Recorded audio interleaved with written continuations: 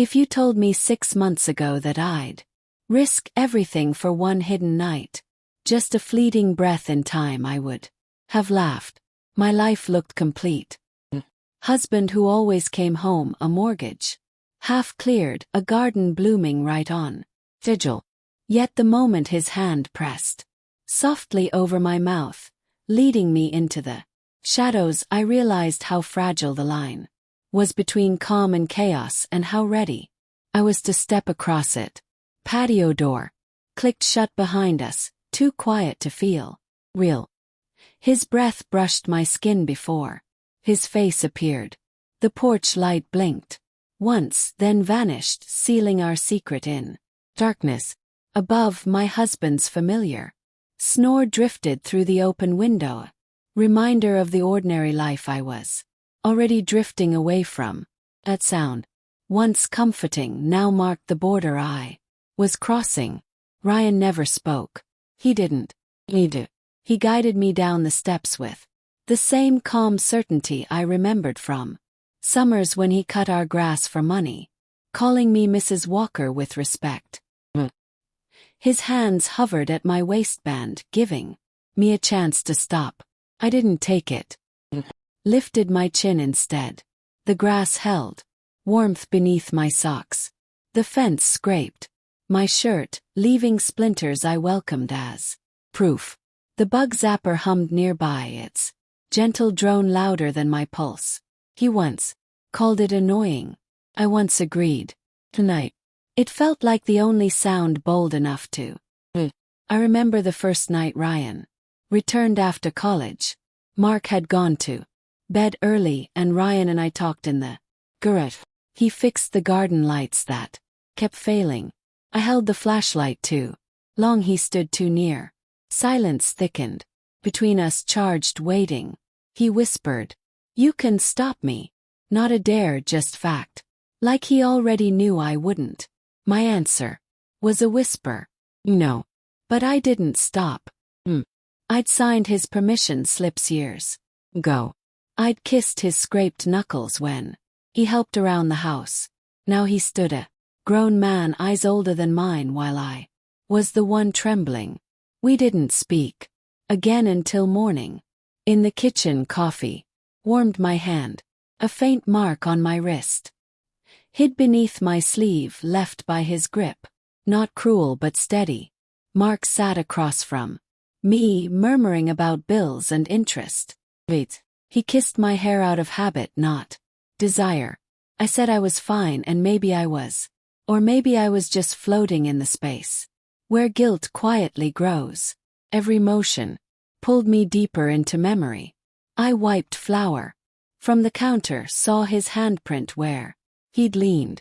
I checked the back door 3 times, unsure if I wanted it locked. When the mail came, a box for Ryan waited, old things from last summer. Carried it to the garage, dust dancing in a shaft of light. When he arrived to collect it, the air shifted again. He brushed the bruise on my wrist gently. "I don't just want last night," he said. "I've wanted every piece of you long before you knew you gave it." My fingers dug into the workbench. Told him we couldn't repeat this. He didn't argue. He simply waited, steady, patient. He'd grown quieter since college, filling rooms with presence instead of noise. Later that day, in the laundry room, the light flickered overhead as the dryer stopped. Was folding towels that smelled of grass when I sensed him behind me. A door clicked shut. No words passed. His touch found the same mark, not as possession but as reverence. "Tell me to go," he said. Didn't. Instead, I leaned against the washer, my fingers circling his wrist. Silence carried weight. His breath brushed my temple. My name left his mouth without titles, without apology. When his lips touched the hollow beneath my ear, I stopped pretending I hadn't chosen this.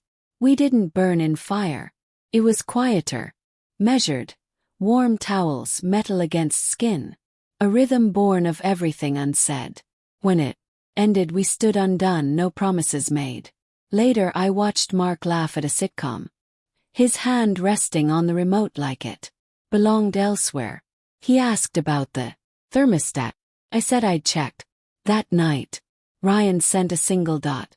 I didn't open it. Didn't need to. Silence spoke more than confession ever could. In the morning I found my garden gloves under the deck. Ugh. Fell like ash when I turned them inside. They no longer fit. Or maybe I'd outgrown pretending they did. Mark asked if I needed anything from the store. Milk like always, I said. He smiled back. Routine survived.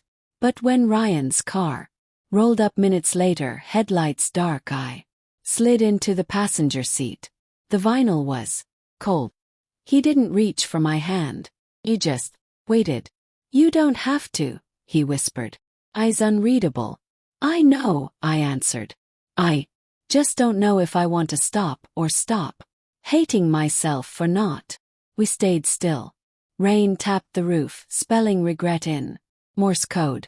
The windshield blurred the world.